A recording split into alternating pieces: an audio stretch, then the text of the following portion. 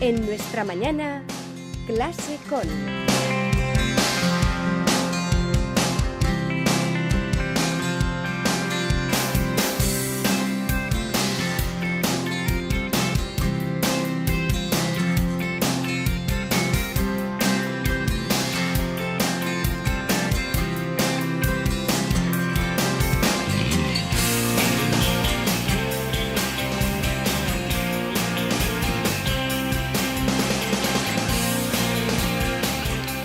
9:08 de la mañana. Ahora imagínense que tienen que hablar para un público numeroso. Es importante no perder los nervios, estar tranquilo y sobre todo, hablar bien, hablar con eficacia. Bueno, pues de eso precisamente vamos a hablar, de cómo hablar siempre con eficacia, la herramienta imprescindible para la profesión del siglo XXI. Ese es el nombre del curso que se va a impartir hoy, mañana y pasado en el Foro Europeo Campus Empresarial. Será desde las 5 de la tarde hasta las 8 de la tarde y para ello tenemos a Ángela Fuente Zorrilla, director del Instituto de Técnicas Verbales de Madrid. Es locutor de radio, presentador de televisión, entre otras cosas, y lleva 43 años impartiendo formación sobre comunicación oral. Es experto en oratoria moderna y, por cierto, imparte, por tanto, este curso. Muy buenos días, Ángel. Buenos días, Borja. Buenos días, Rebeca. Y buenos días, señores oyentes de Radio Universidad de Navarra. Bueno, pues, ¿nos vas a enseñar a hablar bien? No puedo enseñaros a hablar bien en tan poco espacio de tiempo, aunque ya me habéis prometido una entrevista más larga de lo normal, ¿no? Dado que la radio es palabra, palabra, palabra, como casi todo en la vida, ¿no? No os puedo enseñar a hablar. Sí que os puedo transmitir a vosotros y a los señores oyentes un dato interesantísimo. El dominio de la palabra hablada es cuestión de quien lo quiera conseguir. Es decir, esa barbaridad, esa estupidez, como tantas otras que se nos han transmitido tradicionalmente, de que el orador nace, no se hace, eso es mentira. El que quiere puede conseguir convertirse en un magnífico comunicador. Todo se aprende, ¿verdad? Todo, absolutamente. Entonces yo en el curso sí que enseño el método para que cada uno vaya convirtiéndose en un magnífico comunicador. En el curso. En ese curso que ya por tercera vez se imparte aquí en Pamplona, en el Foro Europeo, Escuela de Negocios, que junto con la Universidad de Navarra y, por supuesto, la Universidad Pública, pues sois magníficas instituciones. Desde luego, he de decir que el Foro Europeo, Escuela de Negocios, es una excepción a la regla, junto con, por ejemplo, una serie de universidades de España donde mi curso, este curso de cómo hablar siempre con eficacia, se convierte en un clásico, se repite año tras año. Has dicho que efectivamente todo el mundo puede hacerlo, pero también podemos hablar de lo que es el llamado miedo escénico, ¿no? ¿Qué es ese miedo escénico? El miedo escénico es absolutamente universal, Borja, universal, pero antinatural. Digo universal porque yo imparto cursos masivos. Creo que soy el único profesor en el mundo que aboga por mogollón de alumnos. De hecho, el récord lo tengo batido en Sevilla, en abril, donde impartí el curso a 660 profesores simultáneamente. Bien. Entonces, digo que el miedo escénico también lo percibo en gente de alto nivel, de los gobiernos, del gobierno, de los episcopalos, catedráticos. Todos al final me reconocen su miedo escénico. Según y ante quién, según y cómo, según y dónde. Es universal, pero es antinatural. El miedo escénico no es natural. El miedo escénico procede de una educación bien intencionada, pero absolutamente equivocada. Aquellos mensajes que todos de niños recibimos, tú, ver, oír y callar. Esas estupideces, que no se pueden llamar de otra manera, del refranero español, de en boca cerrada no entran moscas, el que tiene boca se equivoca, el buen paño en la arca se vende, eso nos ha hundido en la miseria. Realmente, de forma intelectual estamos castrados, nos han pisado vivos, nos han machacado, y de ahí el miedo escénico. Ese es el gran problema. Y ahí entro yo, precisamente, en llevar al individuo a su máxima autoestima personal, a su máximo amor propio. ¿Por qué voy a eso? ¿Por qué llevo ahí al alumno? Porque precisamente yo procedo de un terror escénico patológico, que descubrí cuando era muy niño. Comencé a estudiar bachillerato y por tener una voz aceptable me hacían salir aquellos maestros en público varias veces al año. A mí que no me cuente nadie su miedo, porque el miedo mío fue tan terrible que me ha llevado a esta gran vocación, a este gran amor a la palabra. Entonces, la primera base de mi curso es abrir la puerta al individuo para que llegue a su máxima autoestima personal. Momento que produce una revolución interior. Hay catedráticos de psicología, alumnos míos, que me dicen: Ángel, tu curso no se puede titular "Cómo hablar siempre con eficacia", sino "Cómo vivir libremente". Claro, porque todos habremos vivido el típico momento en el que la profesora te manda al estrado, ¿verdad? Para hablar delante de tus compañeros, y siempre te empieza a temblar la voz, te empiezas a... La y claro, no te sientes... nefasta, claro. el mareo, sí, es natural porque estamos machacados. Pues fíjate, Borja, de ese miedo escénico no hay que pasar solo a la neutralización del miedo escénico. Es decir, cuando hablamos ante el público, sea una persona o sean millones, sea a través de la radio, la televisión o en directo, cuando hablamos ante alguien, no podemos contentarnos con haber neutralizado el miedo escénico. No, hay que llegar al placer escénico, que es donde yo he llegado hace unos, pues de estos 43 años que llevo enseñando, hace unos 20 y tantos años, porque antes enseñé con terrible miedo. Ahí hay que llegar, y ahí es donde llega todo el mundo que me hace caso, claro, porque yo no hago milagros, yo enseño un buen método, pero eso hay que seguirlo, hay que ponerlo en práctica. Es una gozada. Yo digo a la gente: mire usted, si usted no es capaz de hablar con absoluto placer ante el lucero del alba, usted no es una persona libre. No se lo crea, por mucho que la Carta de Derechos Humanos del 48 de Ginebra lo acepte. No es libre alguien que no puede expresarse. ¿O qué libertad tenemos? Claro. Pues no somos capaces ni de expresar nuestras ideas, nuestras dudas, nuestros sentimientos ante la gente. El tema es muy grave, ¿eh? Bueno, Ángel, ¿y cómo podemos superar ese miedo escénico? Llegando a enamorarnos de nosotros mismos. Repito, por autoestima, si suena mal. Llegando a enamorarnos de nosotros mismos. Tenemos que tener una buena personalidad, ¿no? Una personalidad bien fundamentada. Imbatible. Es decir, y esta idea yo sé que suena muy mal, hasta el punto de que en clase pido perdón a los oídos pudibundos. Porque el decir que me tengo que querer yo a mí, como a nada y como a nadie en el mundo, huele a egoísmo, huele a soberbia, a presunción, a dictadura. Es todo lo contrario. No se puede amar si no se ama uno a sí mismo. Claro. Donde no hay amor, pon amor y surgirá amor. Y esta idea, y la digo en una emisora, dentro de una institución de raíz evidentemente católica, la falta de amor a uno mismo es anticristiana, absolutamente. Entonces, cuando uno llega a amarse por sobre todas las cosas, es cuando uno ama más a la pareja, a los hijos, a los padres, a los amigos, al mundo y a la vida. Esta es la clave del asunto, claro. Y para ello, Rebeca, hace falta realizar unas reflexiones muy elementales. Mi curso es de sentido común. Nada de apoyarme en grandes escuelas psicológicas, que habría primero que explicar a la gente cuál era esa corriente psicológica. Muy elemental. Ciertamente cada uno somos lo más sagrado que se nos ha entregado, lo más digno de respeto, de consideración, de comprensión e incluso de perdón. Fíjate si el tema es grave, que me cuentan que en Estados Unidos están surgiendo escuelas de autoperdón, porque no nos pasamos ni una. También yo doy y culmino desde hace unos cuantos años estas realidades fundamentales de que uno es lo más sagrado para cada cual, con una visión teatral del mundo. Este mundo es un teatro y hemos de entenderlo. ¿Cuánto siento yo que allá en mis tiempos de niño y de adolescente, cuando mis profesores me hacían recitar a Calderón de la Barca, nadie me hubiera dicho: Ángel, esto de que el mundo es un teatro, es verdad, no es una metáfora, es un teatro.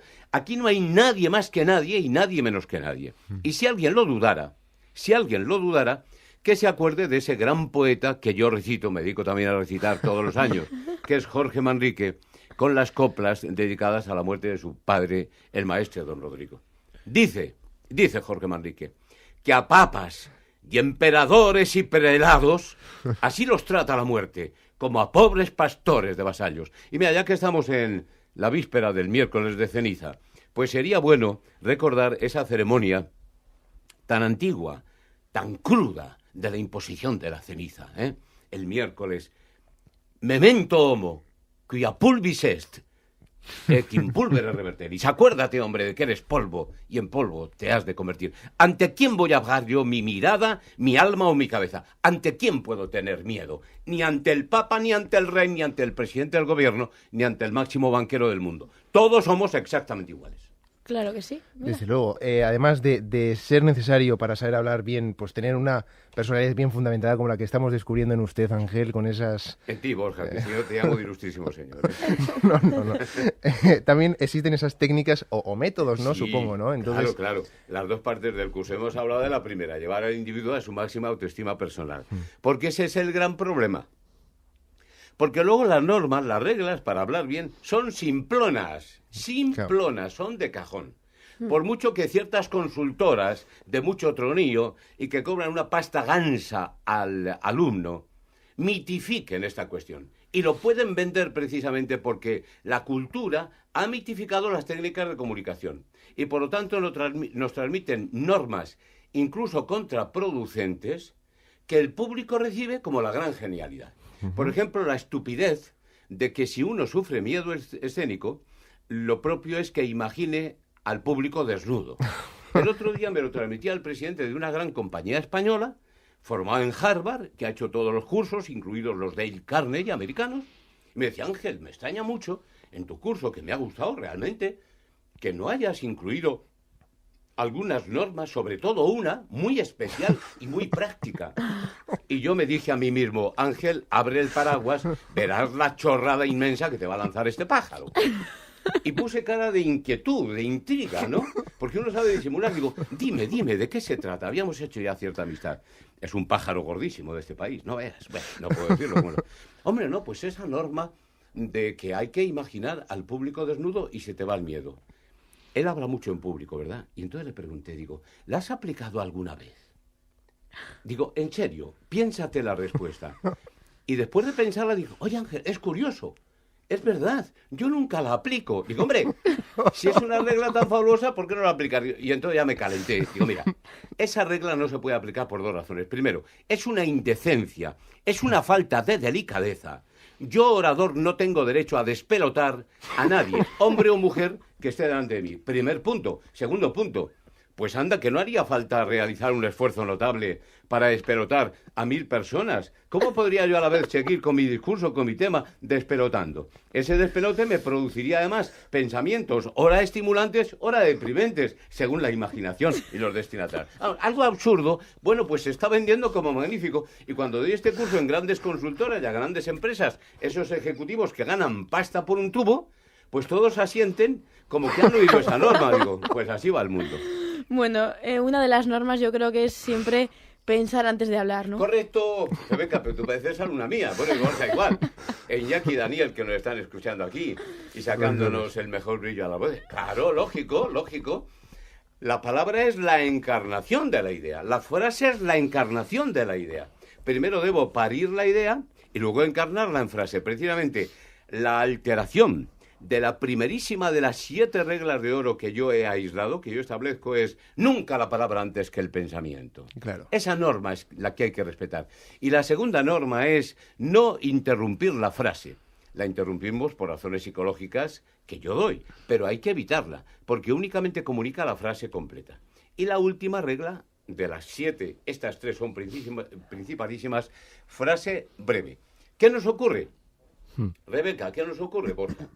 Que lo que recibimos del exterior, lo que nos transmiten los políticos, que salvo excepciones son verdaderamente unos ejemplos nefastos, lo que transmite el clero, no se enseña hoy retórica sagrada en los seminarios, lo que transmite gran parte de los profesores y lamentablemente lo que transmitimos muchos profesionales de radio y televisión es una palabra descuidada, abandonada. ¿Qué pasa?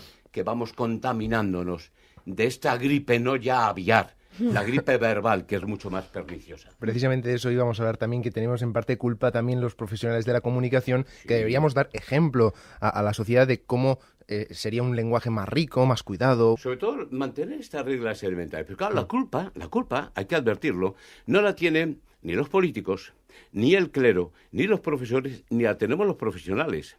La culpa la tiene el sistema educativo.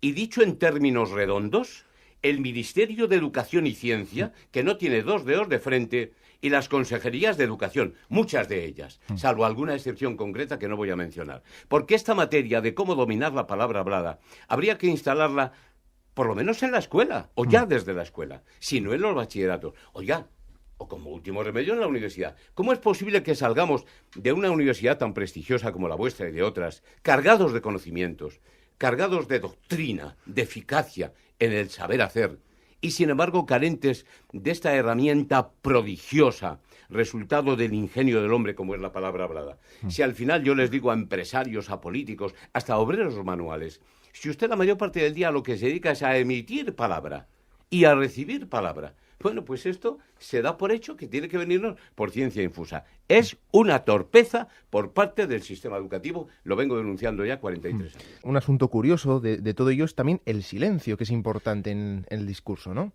Hasta el punto, Borja, que yo digo, quien domina el silencio, domina la palabra. No se puede dominar la palabra sin dominar el silencio, y junto con el silencio, la velocidad adecuada a la hora de emitir el sonido. Esto es elemental. En procesiones teológicas, en el principio fue el verbo. Mire usted, en oratoria, hablando por ello técnicas de comunicación verbal, en el principio es el silencio. En silencio hay que mirar al público, sea uno o sean miles de destinatarios. En ese silencio hay que amarse a sí mismo, amar al público y amar el mensaje. En ese silencio hay que dejar fluir la mente e ir encarnando en silencio también cada idea que nos entrega nuestra mente generosísimamente en frases concretas. Ese es el proceso. Tienes toda la razón. Bueno, y en cuanto a la gesticulación... Gesto libre, esa es la quinta regla. Esa es la quinta de mis reglas de oro. Gesto libre. ¿Qué quiere decir gesto libre? Que dejes volar las palomas de tus manos en el espacio acompañando la palabra. Alguien cantó, las manos son palomas de la paz. Yo digo, las manos son palomas que quieren acompañar la palabra en el espacio. Observaréis que yo aquí, y no nos está viendo nadie, estoy gesticulando. Porque no se puede hablar solamente desde la boca. No se comunica solamente desde la boca. Nos comunicamos desde la planta del pie hasta el último pelo de la cabeza. Se comunica el hombre total, en alma y en cuerpo completo. Sin embargo, la mayor parte, y vemos, por ejemplo, en los debates del Estado de la Nación, los debates autonómicos, a tantos políticos que me da repugnancia verlos con las manos en los bolsillos o agarrados a los atriles como si estuvieran electrocutados o jugueteando con papeles, o como le dijeron probablemente a aquel líder que no voy a mencionar, probablemente un torpe maestro, que cuando hablara en público o ante la televisión era bueno quitarse y ponerse de vez en cuando las gafas, porque eso daba idea de una gran intelectualidad. Hay que dejar moverse a las manos libremente en el espacio. Gesto libre. Quinta regla. Rebeca, por eso decía que parecéis alumnos míos. Algo hemos leído Bien. por ahí.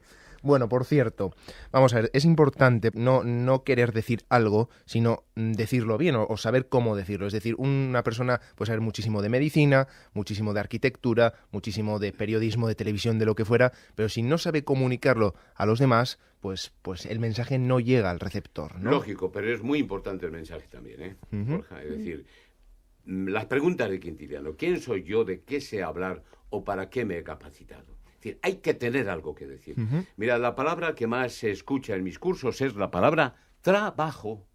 El dominio de la comunicación verbal es una cuestión de trabajo, no de cualidades innatas. Tú te lo curras, tú lo consigues. Tú pones en práctica un método sencillo, de cajón, de sentido común, no porque lo dé Ángel Lafuente o Pepito Pérez, sino porque entiendes que es lógico, que es simplón, que es sencillo, que es lógico. Y tú eso lo trabajas, pues llegas a ello. Es el trabajo. Hay que tener algo que decir, hay que prepararse incluso en una proporción del 1 al 15, lo aconsejo en el curso. Es decir, si tú vas a dirigir una conferencia de 1 hora de duración, aconsejo que vayas capacitado para hablar durante 15 horas. Esa sobreabundancia significa un plus a tu ya seguridad personal, significa una gran flexibilidad para reorientar la conferencia por otros derroteros, a petición del público, una pregunta, o a inspiración propia, y en ese 1 al 15%, en esa sobreabundancia, están también las respuestas al 99,99% de preguntas que el público te pueda formular. Porque el público en general pregunta con lógica. Siempre sale algún chorras en la sala que te pregunta estupideces, pero en general se pregunta con bastante lógica. ¿Y cómo sabe el emisor, la persona que transmite el mensaje, que la persona que lo recibe, ¿no? Vamos a ver, aquí, Rebeca, es una magnífica pregunta la que tú me formulas, claro. Pues mire usted, yo sé que si aplico el método, comunico al máximo nivel de las posibilidades que Dios me ha dado. Punto y se acabó. Y luego que Dios reparta suerte. Uno cogerá el 100, otro cogerá el 20, otro no cogerá nada, otro te malinterpretará. Pero esa es la vida, mi hija. Esa es la vida. Como si fuese una obra de arte, ¿no? Como todo, en realidad. Pero ten en cuenta que la eficacia de la palabra es tremenda. Por eso, fijaos bien, ya la antigüedad definió al orador no como la persona experta en el decir, no. No bastaba para ser buen orador ser experto en el decir. Hacía falta también contar con una honestidad personal. Y tampoco vale, para ser experto en el decir, ser honesto. Hace falta dominar la palabra. La definición clásica del orador era vir bonus peritus dicendi. Persona honesta, diríamos hoy, porque vir bonus era un poco machista, persona honesta, experta en el decir. Por cierto, Ángel, ¿cuáles son esas mayores dificultades que una persona se encuentra a la hora de hablar por primera vez en público al margen del miedo escénico? ¿Qué otros problemas se puede encontrar? El desconocimiento de normas. Las 7 normas son, primera, nunca la palabra antes que el pensamiento, elemental, querido Watson. Segunda, no interrumpir la frase. Solamente comunica la frase completa. La incompleta no comunica. Tercera, frase breve. Frase breve. Qué bien domino yo una frase breve. Qué bien recibes tú una frase breve. Qué mal domino yo una frase larga. Y eso que estoy en mi propio cerebro. Qué mal recoge una frase larga el oyente, que no está en mi cerebro. Cuarta regla, mirada interpelante, el juego de la mirada, por el amor de Dios, el juego de la mirada. Esa preciosidad que tiene el ser humano. ¿Cómo se puede mirar, como hacen tantos oradores de todo tipo, mirando a los techos? Yo cuando veo a un orador mirar al techo, miro también, es lógico. Y como no veo a nadie, digo, se le aparecen los santos a este señor. Hay que mirar a los ojos. Y aquí se están transmitiendo una serie de monstruosidades tremendas que no voy a citar. Quinta norma, Rebeca, lo que tú me decías, gesto libre, que incluye también el no gesticular. Haz lo que te salga de tus benditos apéndices nasales. Sexta regla, silencios. Y séptima regla, velocidad posible para mí, cada uno en cada momento estamos más listillos o más abotargados, posible para mí y adecuada al público que me escucha y al mensaje que le emito. Por ejemplo, vosotros que sois periodistas, venís de un congreso internacional en Boston, sobre últimas averiguaciones acerca de la incorporación de la informática a las técnicas de comunicación. ¿A quién diriges ese mensaje? ¿A colegas vuestros periodistas? ¿No es cierto que la mayor capacitación del destinatario te permite ir a una velocidad superior? Ah, sí, esa misma materia se la entregas a unos chavalitos de BUP. Pues estas son las reglas, nada más. Pues las hemos apuntado ya, nosotros. Sí. Si me permitís, última frase por mi parte. El esfuerzo por colocar las palabras en la frase coloca los conceptos en la mente. Por lo tanto, es un curso que sirve para pensar, que es más importante que hablar todavía. Muy bien, Ángel. Seguro que la gente que haga estos cursos se siente o que logra hablar sin miedo en público vence su timidez y seguro que tendrá una autoestima muchísimo mayor. Bueno, pues Ángel Lafuente Zorrilla, muchísimas gracias por haber venido hasta nuestros estudios. Que hemos aprendido también mucho nosotros de ti ahora mismo. Ojalá, me encanta que me lo digas. En este poco tiempo, pero desde luego esos cursos seguro que son para acudir. Invitamos a todos nuestros oyentes a que acudan a estos cursos, que como decíamos se realizarán hoy, mañana y pasado en el Foro Europeo Campus Empresarial, Cómo hablar siempre con eficacia, la herramienta imprescindible para el profesional del siglo XXI. Muchísimas gracias. Muchas gracias a vosotros, a los compañeros técnicos y a los señores oyentes de Radio Universidad de Navarra, como es lógico, ya hasta siempre. Buenos días. Buenos días.